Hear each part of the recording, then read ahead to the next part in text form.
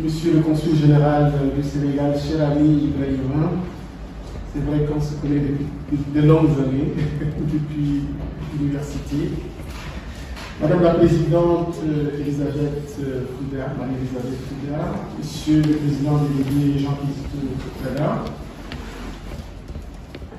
Mesdames et Messieurs, distingués invités, je voudrais commencer mon propos en exprimant mes sincères remerciements aux organisateurs de cette journée et de l'honneur qui m'est fait en me demandant d'assurer la conférence portant sur le thème de l'Afrique dans un monde en mutation et en tension.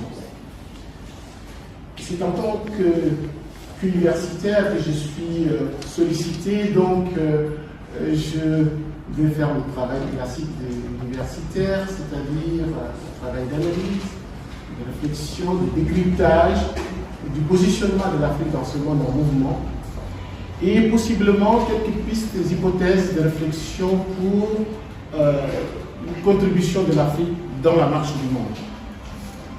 Vous me permettrez en cette journée de célébration de l'Afrique, de l'unité de l'Afrique et de ce continent, d'avoir une pensée pour les Founding Fathers, les pères fondateurs qui, en leur temps, étaient déjà confrontés à un certain nombre de défis dans un monde qui était aussi en mouvement. Parler d'un monde en mouvement et en tension, quelque part, cela relève de l'évidence même. En 1963, le 25 mai, lorsque les Founding Fathers, ils étaient 32, ont eu l'idée de créer l'Organisation de l'Unité africaine, les défis étaient immenses. Nous étions en pleine guerre froide, les États africains venaient d'accéder à la souveraineté internationale pour beaucoup d'entre eux, sauf 4, l'Éthiopie, le Libéria, l'Afrique du Sud et l'Égypte. En dehors de ces 4 pays qui étaient présents déjà au moment de la création de l'Organisation des Nations Unies en 1945, tous les autres États, soit 28, étaient des États qui venaient d'accéder à la souveraineté internationale par voie de décolonisation. Et non seulement que ces États étaient des jeunes États, mais les défis auxquels l'Afrique devait faire face étaient immenses, je disais ça tout à l'heure, à savoir le processus de décolonisation de toute l'Afrique, sachant qu'en 1963, toutes les colonies portugaises étaient encore sous domination coloniale. Une grande partie des colonies anglaises étaient encore non indépendantes. Mais le plus grand défi auquel l'Afrique devait faire face, c'était l'émergence en Afrique australe de l'apartheid, qui est une transposition, un avatar du nazisme vaincu ici en Occident, qui va se redéployer sur le continent africain sous forme d'un système politique ségrégationniste qui va être déclaré par la suite un crime contre l'humanité par l'Organisation des Nations Unies. Mais parmi les défis auxquels l'Afrique devait faire face en 1900, dans les années 60, outre la guerre froide, outre le système d'apartheid en Afrique du Sud, la guerre froide qui va transformer une fois de plus l'Afrique en un champ de bataille entre des puissances étrangères et parfois avec des acteurs locaux interposés. Outre cela, les véritables défis auxquels l'Afrique devait faire face également pour son propre décollage, c'était le défi de l'unité continentale, le défi de l'unité continentale pour permettre à l'Afrique de trouver sa place dans le concert des nations et participer aux affaires du monde. Parce que, nous le savons tous, et je vais y revenir tout à l'heure, l'Afrique a souvent été tenue à l'écart des affaires du monde, y compris les affaires la concernant.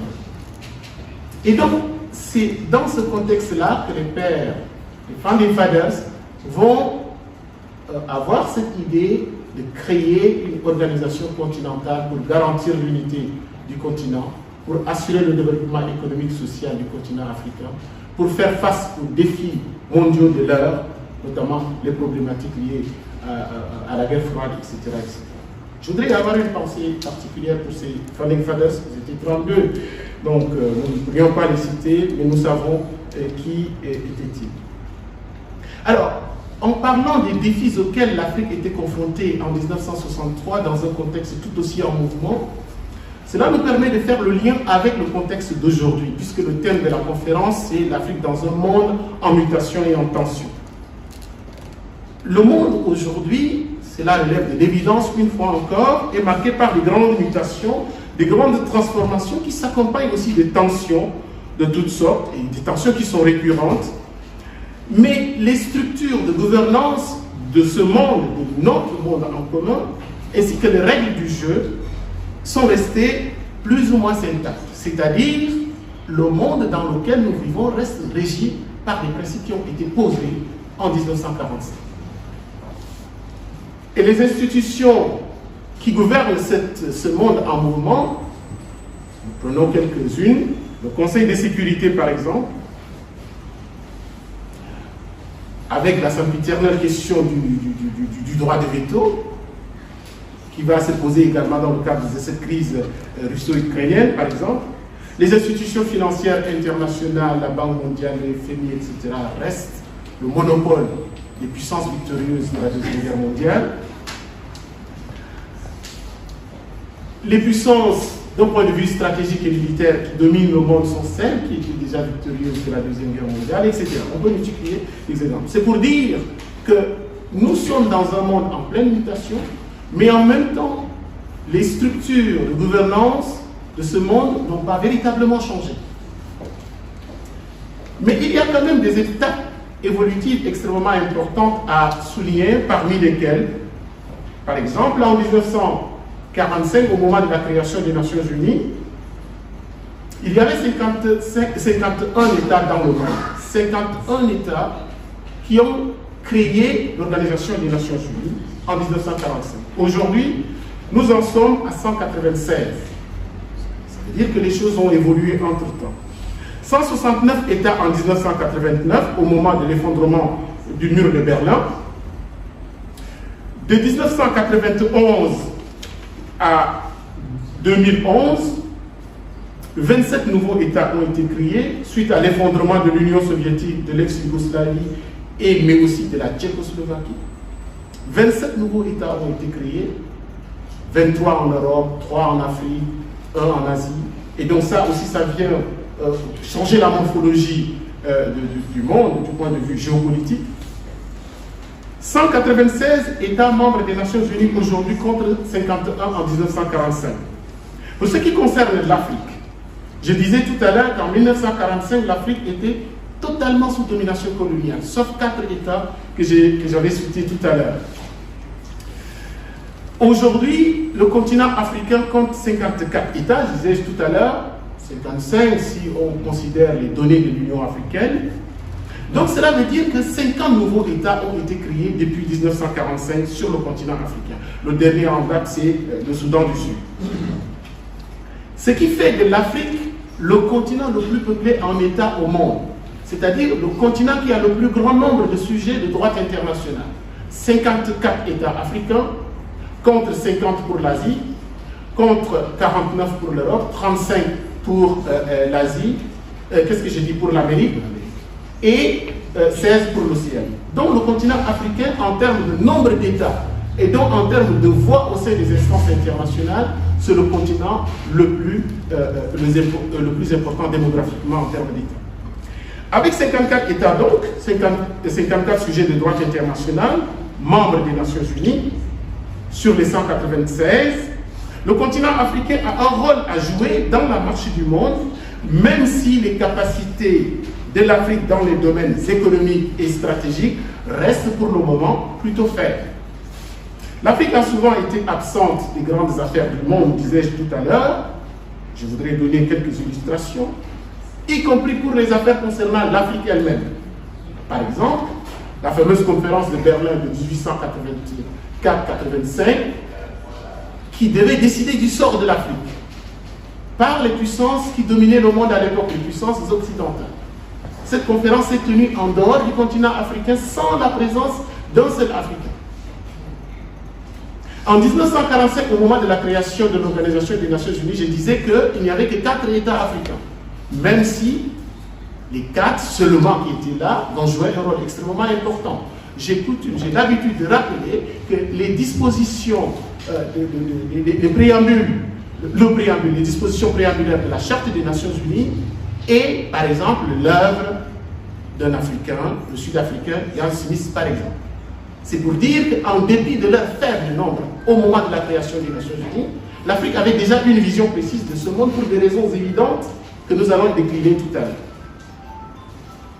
Pendant la guerre froide, pour citer toujours les occasions où l'Afrique va être tenue à l'écart ou alors va jouer un rôle marginal, pendant la guerre froide, que nous savons tous qu'elle a été une confrontation entre deux blocs qui n'étaient pas des blocs africains, l'Afrique va être un champ de bataille.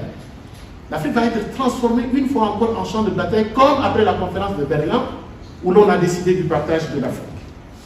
Il y a une certaine tendance dans les relations internationales depuis fort longtemps à décider parfois du sort de l'Afrique ou des affaires du monde sans une implication réelle de l'Afrique, y compris maintenant où le continent africain représente, comme je vous ai dit tout à l'heure, la composante importante du système international en termes de nombre d'États. Je vais vous donner un exemple pour l'illustrer. Comment, par exemple, y compris pour les affaires africaines, l'Afrique ne sera pas souvent consultée.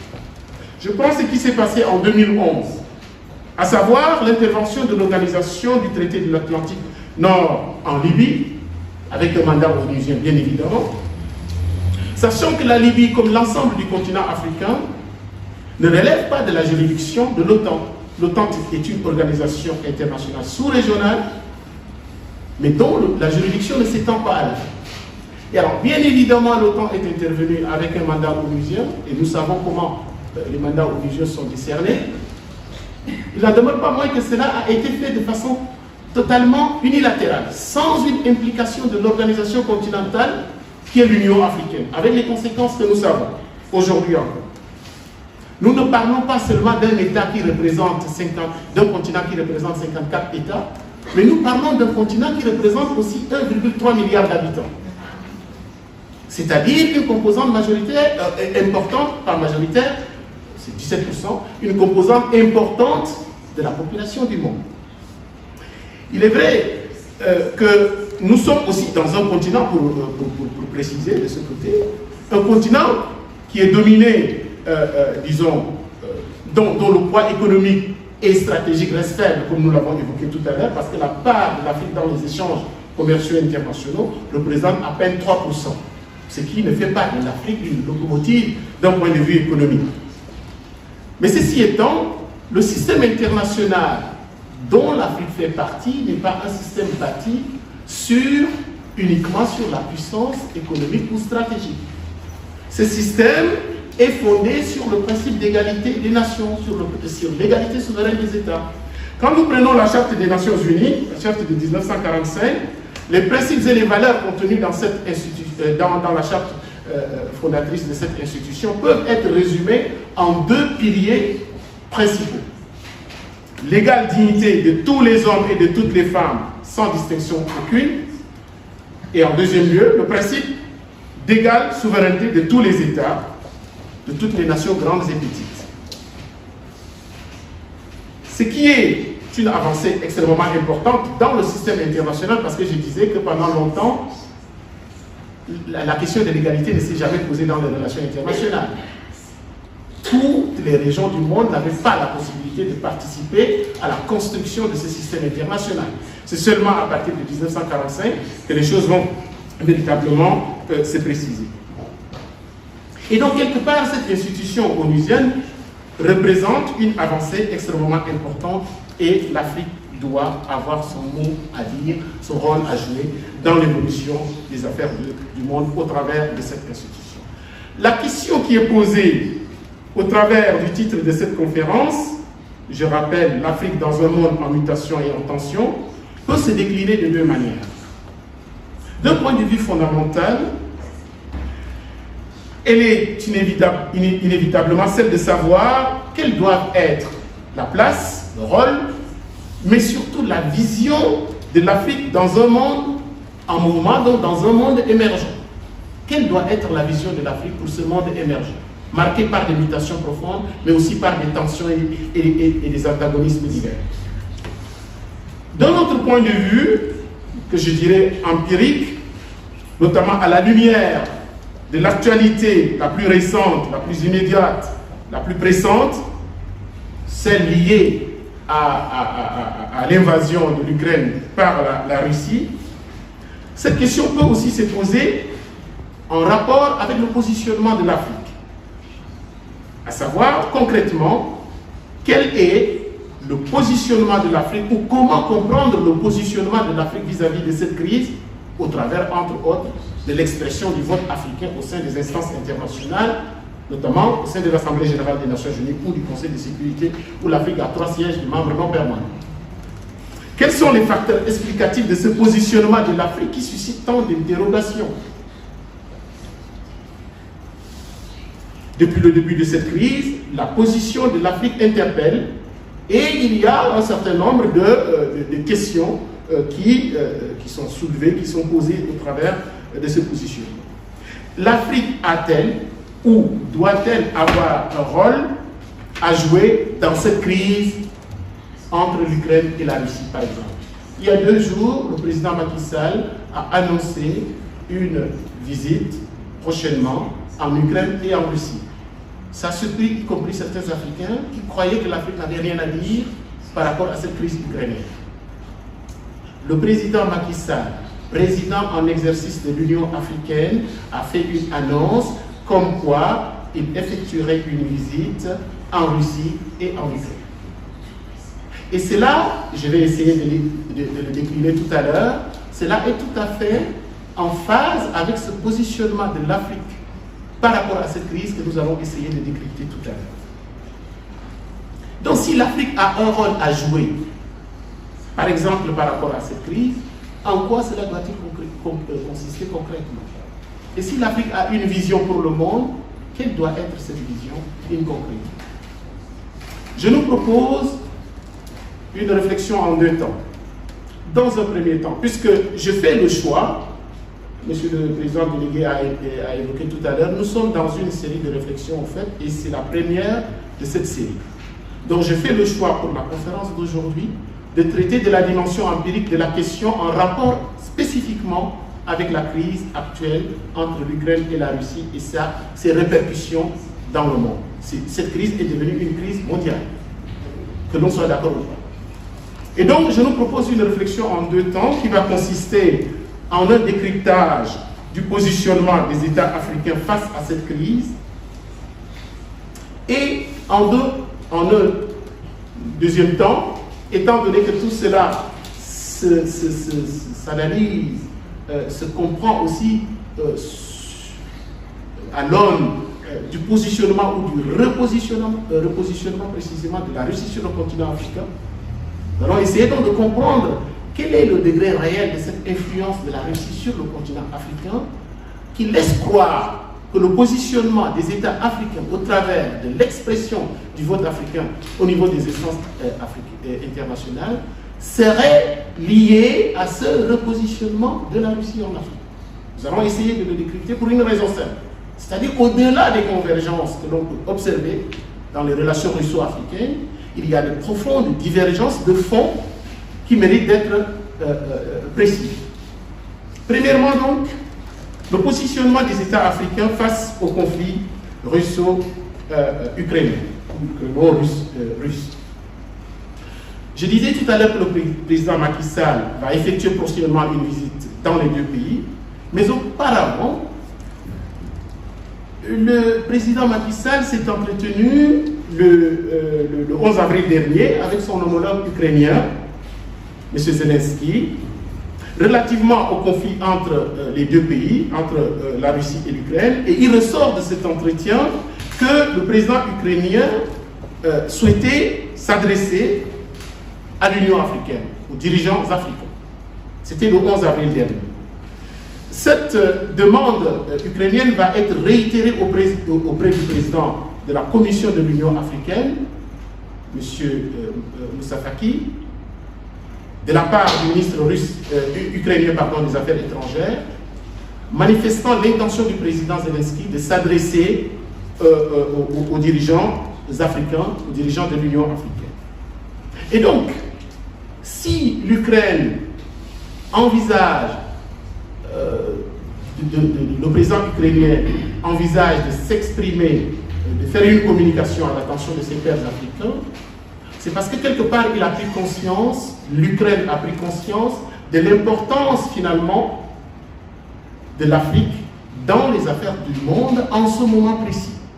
Cela s'est vérifié au travers de ce vote africain, comme je l'ai dit tout à l'heure. Mais peut-être que de façon encore plus on va dire, plus simple, c'est que l'Ukraine a compris qu'il y a une certaine influence russe sur le continent africain, question que nous allons essayer de préciser tout à l'heure également. Certes, le positionnement des États africains à l'international relève de leur impérium et donc de leur liberté d'action. Cela peut être dicté par de nombreuses considérations d'ordre politique et géopolitique. Cependant, pour de nombreuses raisons évidentes, l'attitude des États du continent africain peut s'expliquer de façon objective et rationnelle. Premier élément de compréhension, les États africains ont témoigné toujours d'un certain attachement au fameux principe de non-ingérence et de neutralité dans les affaires des États. Il faut relever d'ores et déjà qu'il est assez rare dans les pratiques africaines, dans les pratiques des États africains, de se mêler des affaires extra-africaines. L'Afrique n'a pas l'habitude de s'ingérer dans les affaires des autres. Les États africains attachent du prix au principe de non-ingérence dans les affaires intérieures des États, même lorsqu'il s'agit des questions ayant trait à la paix et à la sécurité internationale, donc des questions d'intérêt commun. Là, il s'agit d'une question d'intérêt commun, puisqu'il s'agit d'un acte d'agression, il n'y a pas de doute à ce sujet, et s'agissant d'un acte d'agression, il s'agit d'une atteinte à la paix et à la sécurité internationale. Mais il y a un attachement, et c'est une pratique constante, au fait qu'en cas de crise, il revient d'abord à la région d'origine de régler le problème. Et du point de vue africain, par exemple, cette crise doit relever d'abord de la responsabilité de l'Europe. Ça se passe en Europe. Il y a une organisation continentale européenne. Donc cela relève d'abord de la responsabilité de l'Europe. Et il ne revient pas aux Africains, aux Américains ou aux Asiatiques de venir gérer une crise qui est avant tout une crise européenne. De la même manière que le plus souvent, l'Afrique voudrait avoir d'abord priorité en termes de gestion de crise continentale. Et que ce n'est pas au reste du monde de venir régler les problèmes de l'Afrique en Afrique. Et donc, il s'agit là d'une position qui n'est pas nouvelle, c'est une position ancienne et une position quasi permanente.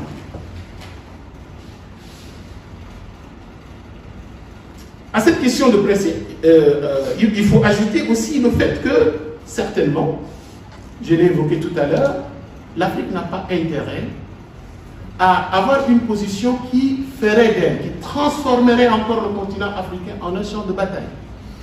Je disais qu'il y a une certaine expérience qui a fait que 1884-1885, la conférence de Berlin a transformé l'Afrique en un champ de bataille où vont s'affronter des intérêts extra-africains. La guerre froide a été une occasion encore pour transformer l'Afrique en un champ de bataille où des intérêts extra-africains vont s'affronter sur le continent africain avec des conséquences que l'on sait. Je disais qu'en 1963, l'urgence pour l'Afrique, c'était son développement économique, c'était de rattraper son retard économique en termes de développement, etc. C'était de faire face aux problèmes de la colonisation, de l'apartheid, etc. Mais l'Afrique va basculer dans ce conflit mondial qui était la guerre froide avec de nombreuses conséquences qui auront pour effet de retarder le processus de décollage de l'Afrique. Donc l'Afrique n'a pas intérêt à transformer, à avoir un positionnement dans une crise qui aurait pour effet de diviser les États africains en partisans et en partisans de l'un ou de l'autre camp. L'intérêt de l'Afrique se situe ailleurs. Deuxièmement, il faut tenir compte aujourd'hui de l'importance des opinions publiques africaines. Nous ne sommes plus en 1960-70. Aujourd'hui, les opinions publiques africaines sont assez informées de la marche du monde, des questions internationales. Et donc, les dirigeants africains doivent être aussi à l'écoute de ce que pensent ces opinions publiques africaines. Et leur position, par rapport à certaines questions internationales, doivent tenir compte de ce que pense leur population, pensent leurs opinions publiques africaines. Or, qu'est-ce que l'opinion publique africaine aujourd'hui demande? Elle demande majoritairement à ce que l'Afrique ait une position autonome en ce qui concerne la gestion des affaires du monde et que l'Afrique ne soit pas seulement alignée sur les positions de telle ou telle autre tendance dominante du moment. Donc, il y a une forte demande d'autonomisation, comme les Founding Fathers l'ont voulu dès 1963, dès les indépendances, c'est-à-dire l'Afrique doit avoir sa propre vision des relations internationales et non pas seulement s'aligner sur les positions de telle ou telle idéologie dominante.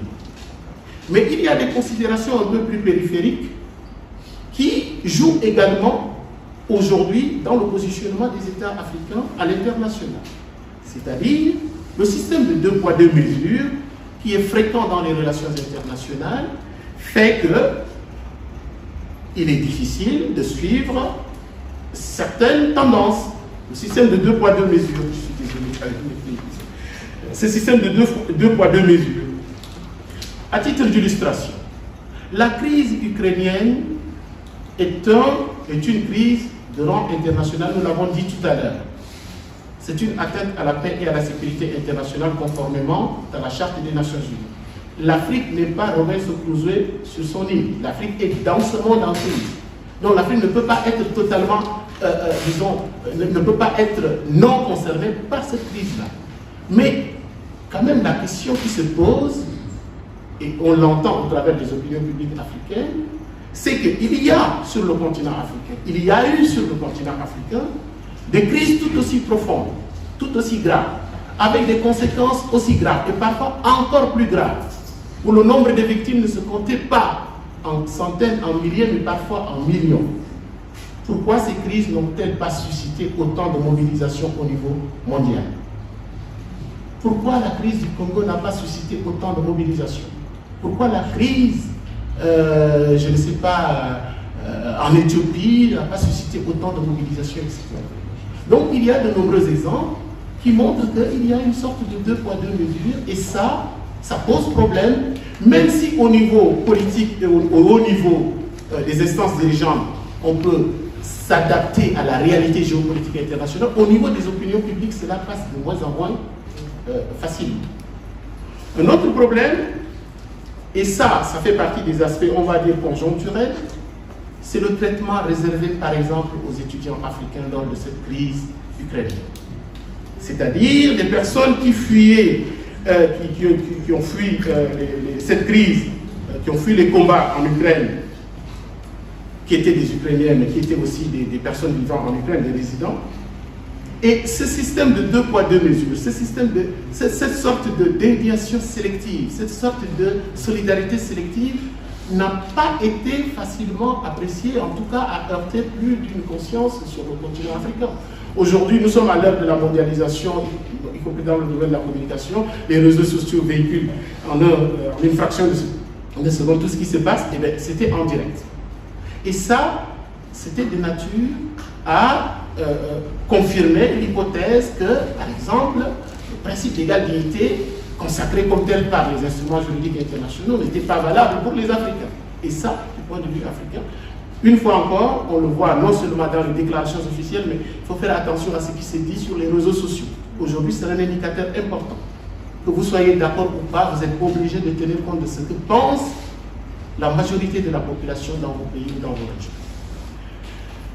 Mais aussi, il y a des questions, on va dire, terre à terre, c'est-à-dire des précautions pour ne pas se mettre à dos, donc en rapport avec ça, pour ne pas se mettre à dos des populations, si vous adoptez une position qui est notoirement en amont de ce que pensent vos opinions publiques, par exemple.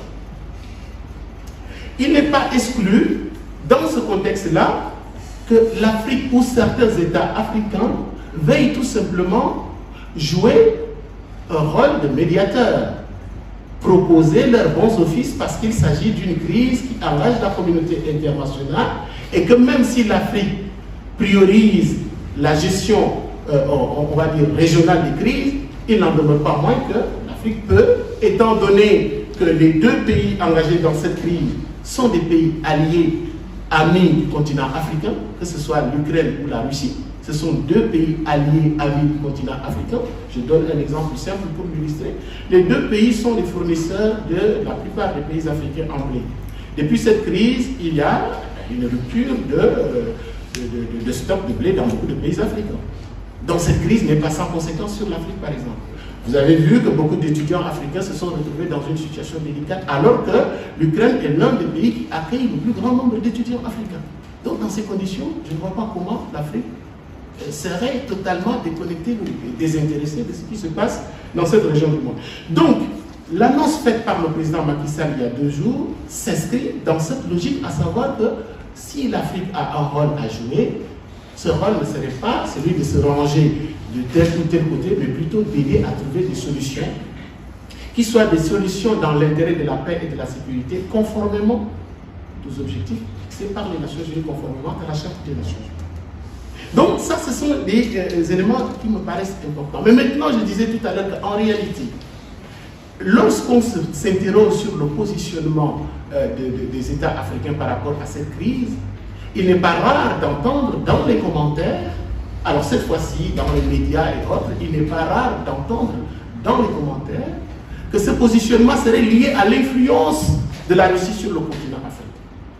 Alors, personne ne peut contester le fait qu'il y a un repositionnement de la Russie sur le continent africain, en particulier au cours de cette dernière décennie, qui fait que la Russie est un acteur, en tout cas un partenaire stratégique de premier plan pour beaucoup de pays sur le continent africain. Mais maintenant, il est important de se rendre compte que, au-delà de ces aspects conjoncturels, au-delà des apparences, s'il y a une sorte de convergence d'intérêts sur certains aspects par rapport aux relations entre la Russie et l'Afrique, il y a aussi un certain nombre de divergences de fond qui montrent que l'Afrique ne peut pas en réalité s'aligner comme ça sur les positions de la Russie. Je ne le pense pas, pour des raisons évidentes qu'il va falloir décliner ici. C'est la deuxième étape.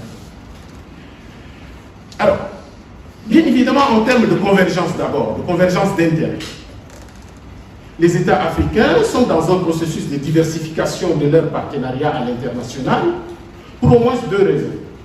La première raison, c'est que, compte tenu du poids de la Chine dans les relations avec l'Afrique, compte tenu de la place de plus en plus incontournable de la Chine en Afrique, les États africains cherchent à diversifier leurs relations pour ne pas être trop dépendants de ce rouleau compresseur chinois.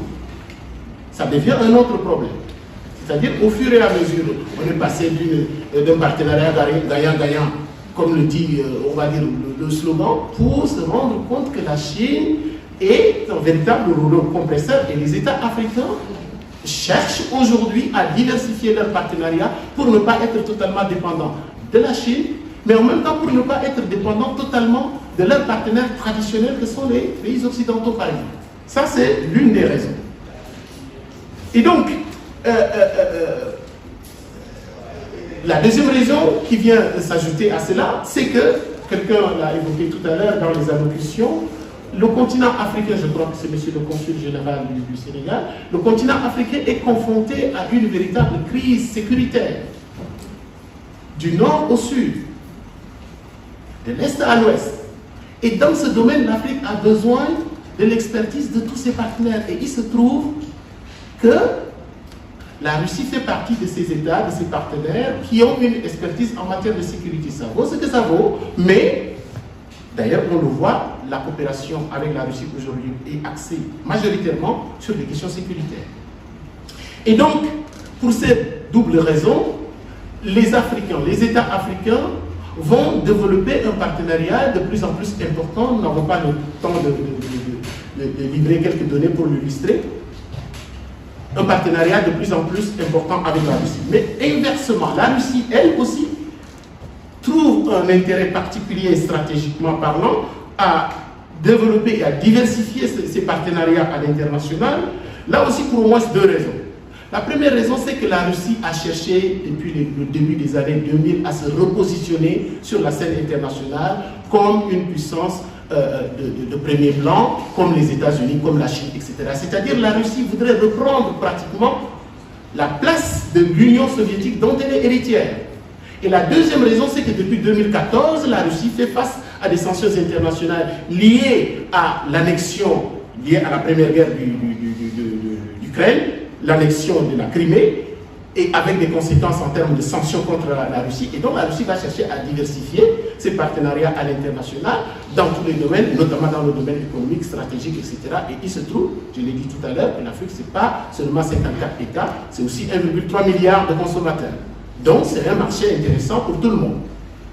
Maintenant, pour toutes ces raisons, on peut dire qu'il y a une certaine convergence d'intérêts, pas de vues, mais une certaine convergence d'intérêts entre la Russie et le continent africain. Maintenant, au-delà de cette convergence d'intérêts, j'insiste sur le fait que de mon point de vue, il ne s'agit pas d'une convergence de vues en ce qui concerne les affaires internationales, il s'agit d'une convergence d'intérêts, c'est-à-dire de quelque chose de conjoncturel.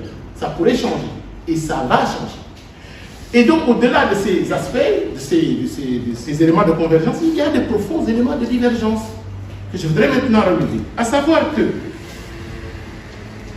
si nous abordons la question d'un point de vue fondamental, idéologique donc, par exemple, il y a un certain nombre de pratiques que l'on observe dans la Russie, disons dans le positionnement à l'international de la Russie, qui ne sont pas de nature à emporter l'adhésion du continent africain, ou qui sont en amont du positionnement traditionnel des États africains, à titre d'illustration. Par exemple, la question du séparatisme. La Russie a pris l'habitude de soutenir, d'encourager le séparatisme dans sa zone d'influence. La Géorgie en 2008, l'Ukraine en 2022, l'Ukraine en 2014 avec la crise de la Crimée, la Moldavie avec la question de la Transnistrie, on n'en parle pas beaucoup. Donc, la Russie a une certaine sympathie pour le séparatisme. Or, les États africains, nous parlons aujourd'hui de la Journée mondiale de l'Afrique, dès 1964, c'est-à-dire un an à peine après la création de l'Union africaine, les États africains ont adopté une déclaration portant sur l'intangibilité des frontières. C'est-à-dire que les États africains attachent du prix à la stabilité des frontières. Et non seulement ça, mais les États africains ont été confrontés, ou sont pour certains confrontés aujourd'hui encore, au séparatisme. Or, le séparatisme a été souvent, parfois et souvent, nourri depuis l'étranger pour porter atteinte aux intérêts de ces États africains. Beaucoup d'États africains ont été confrontés à ce phénomène. Le Nigeria, le Congo, le Sénégal, le Mali, l'Éthiopie, la liste n'est pas exhaustive, le Cameroun, etc. Non seulement par le passé, mais aujourd'hui encore la question du séparatisme se pose sur un continent qui a d'autres urgences que des conflits internes avec des conséquences. Je vous disais tout à l'heure que les États africains ne représentent que 3% des échanges commerciaux dans le monde. Et que si vous prenez l'ensemble du continent africain, si vous prenez les États africains individuellement, qu'est-ce que ça représente sur le plan international en termes d'influence économique? Mais maintenant, ces micro-États qu'on veut créer, c'est dans l'intérêt de qui? Ces micro-États liés au séparatisme. Et je ne vois pas comment l'Afrique peut soutenir des politiques de séparatisme, contraire à l'un de ses principes axiaux, à savoir le fameux principe de l'intangibilité des frontières héritées de la colonisation. Deuxièmement, la remise en question de façon récurrente de ces frontières, justement. Par exemple, je disais tout à l'heure que les États africains tiennent à la stabilité des frontières, à l'intangibilité des frontières pour des raisons extrêmement nombreuses que nous n'avons pas le temps d'expliquer. Or, on a observé que dans sa pratique depuis un certain moment, la Russie a du mal on va dire, à se conformer aux frontières existantes. Il y a eu une contestation récurrente des frontières par la Russie. Je ne dis pas que ça relève de la politique de la Russie, mais ce n'est pas de nature à rassurer les partenaires africains.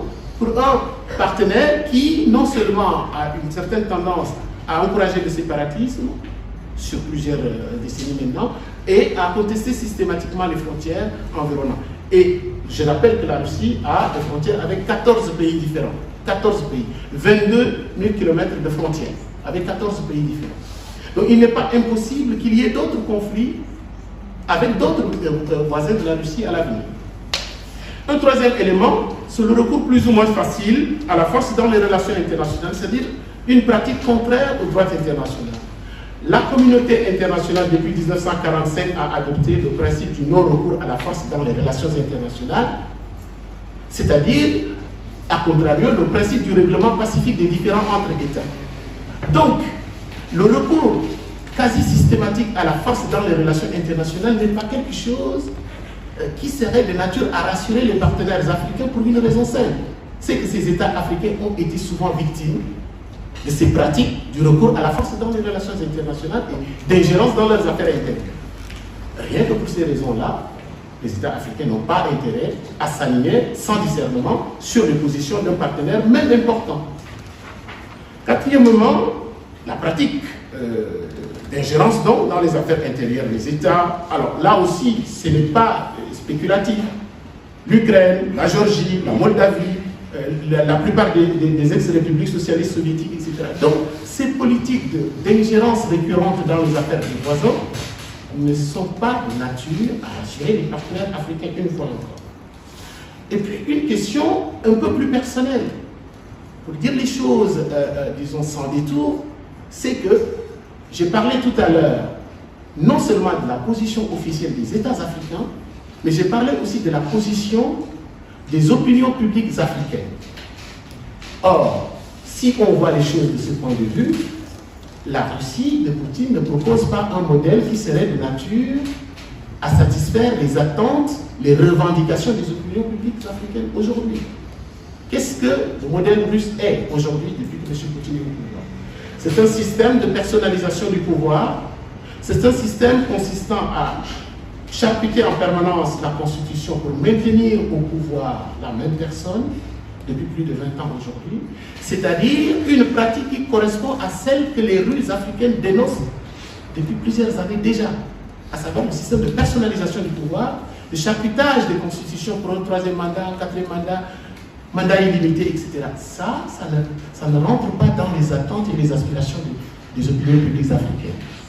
Et donc, même si il y a des accommodements à faire au plus haut niveau interétatique, il n'y a pas d'accommodation de ce point de vue pour les opinions publiques africaines.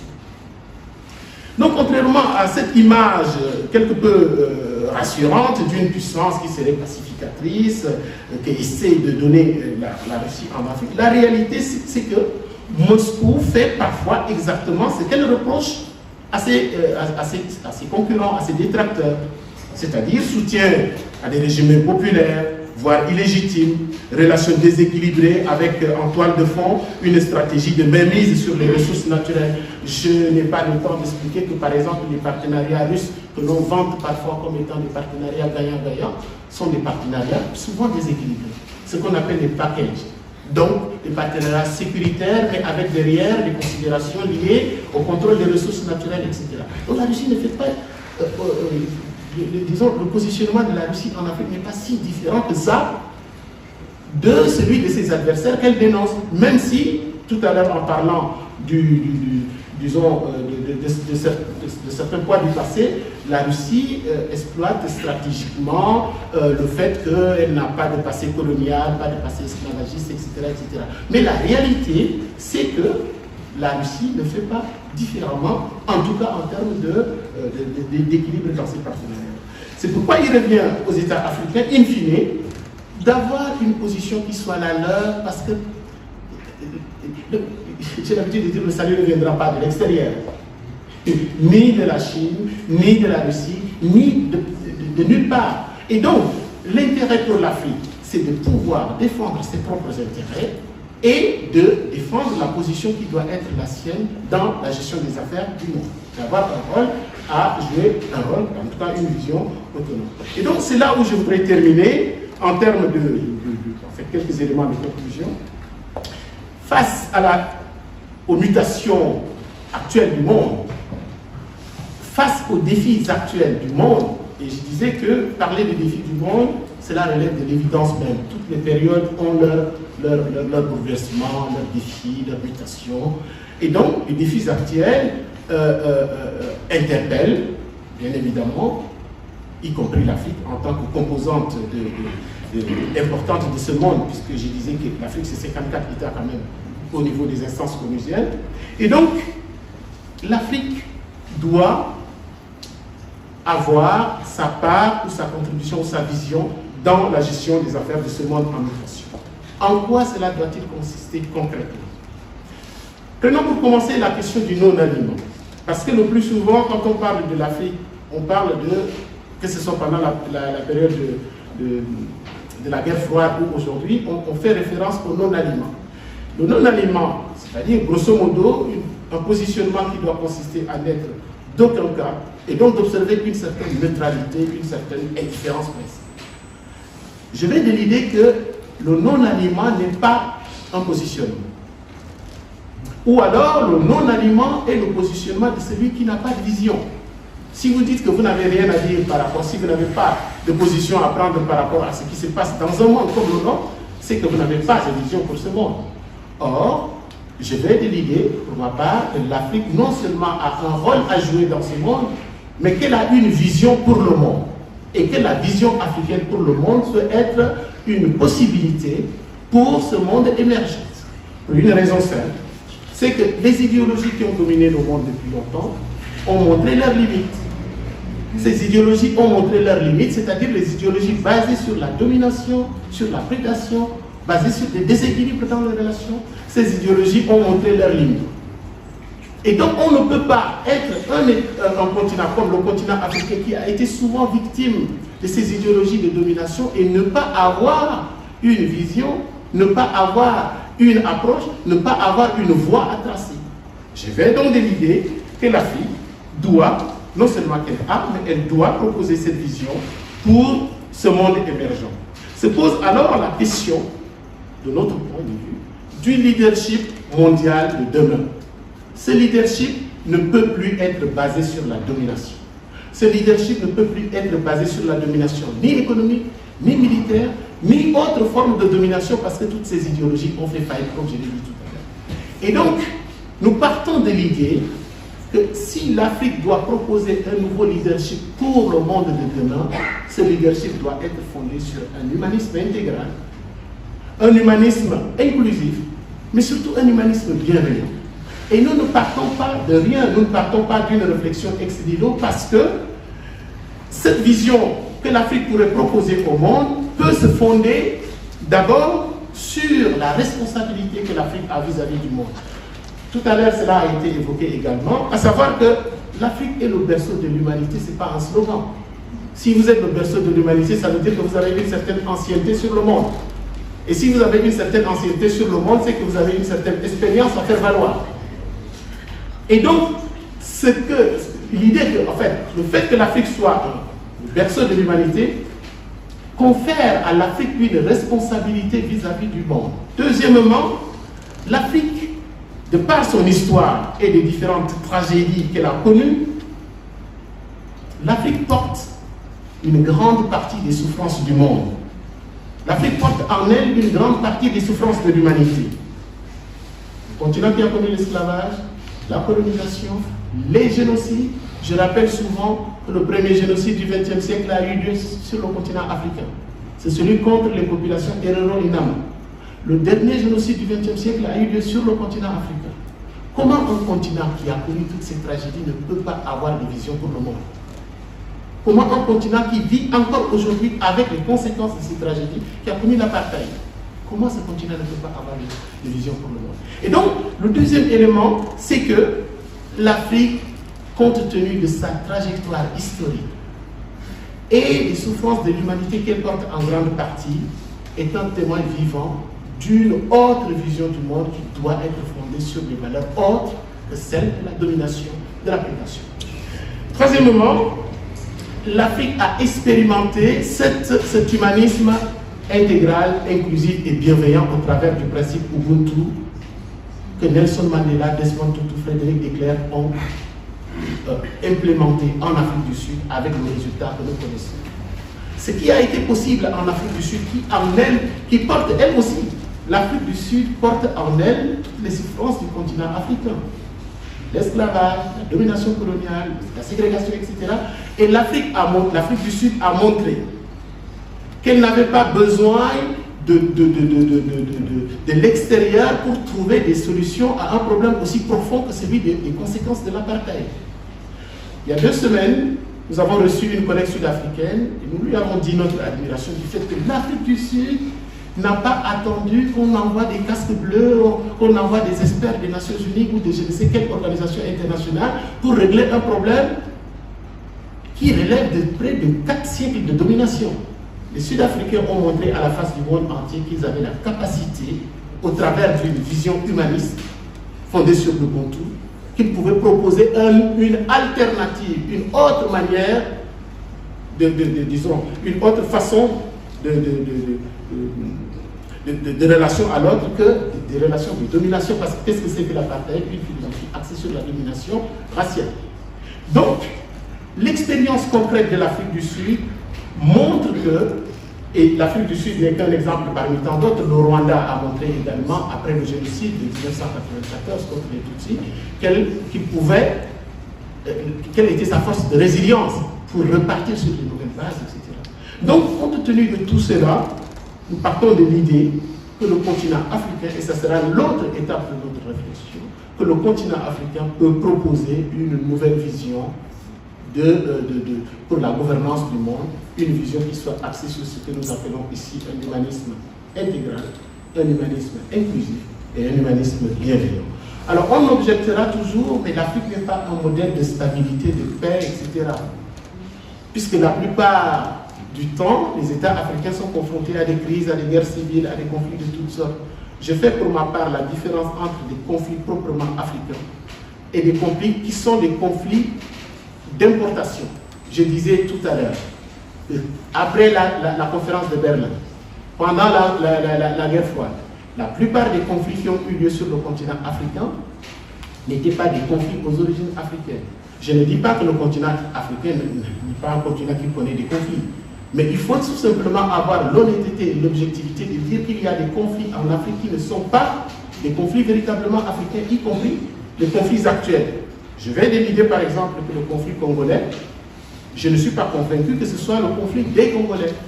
Je ne suis pas convaincu que ce soit le conflit des Africains, même si on étend la question à la région des Grands Lacs. Il y a un certain nombre de conflits qui sont des conflits d'importation, d'où la prudence, je disais tout à l'heure, d'un positionnement qui ne doit pas consister à transformer une fois encore l'Afrique en un champ d'affrontement entre les puissances étrangères. Pour une raison simple, quand on dit que l'Afrique est un continent d'avenir, c'est vrai que ça aussi c'est un deuxième aspect qui engage l'Afrique vis-à-vis du monde. Si l'Afrique est un continent d'avenir, quelle est la vision d'avenir que l'Afrique propose au monde? Mais quand on dit que le continent africain est un continent d'avenir, c'est parfois pour des raisons terre à terre, liées notamment à l'importance de ses capacités en termes de ressources naturelles, etc. Or, la plupart des partenaires qui se positionnent en Afrique se positionnent pour tirer le plus grand bénéfice de ces matières premières. Et c'est là où il y a un risque que si l'Afrique n'a pas une vision précise, que cette course, disons, aux matières premières en Afrique soit une source permanente de conflictualité sur le continent africain. Donc c'est par là que je voudrais terminer, à savoir que non seulement que l'Afrique a une responsabilité vis-à-vis du monde parce qu'elle est le berceau de l'humanité, mais l'Afrique a une responsabilité vis-à-vis du monde parce qu'elle est l'avenir de l'humanité, et ce n'est pas moi qui le dis. La plupart des spécialistes disent, et depuis des décennies déjà, que l'avenir du monde se trouve en Afrique, pour des raisons extrêmement nombreuses, que nous n'aurons pas le temps de voir ici. Merci de votre attention.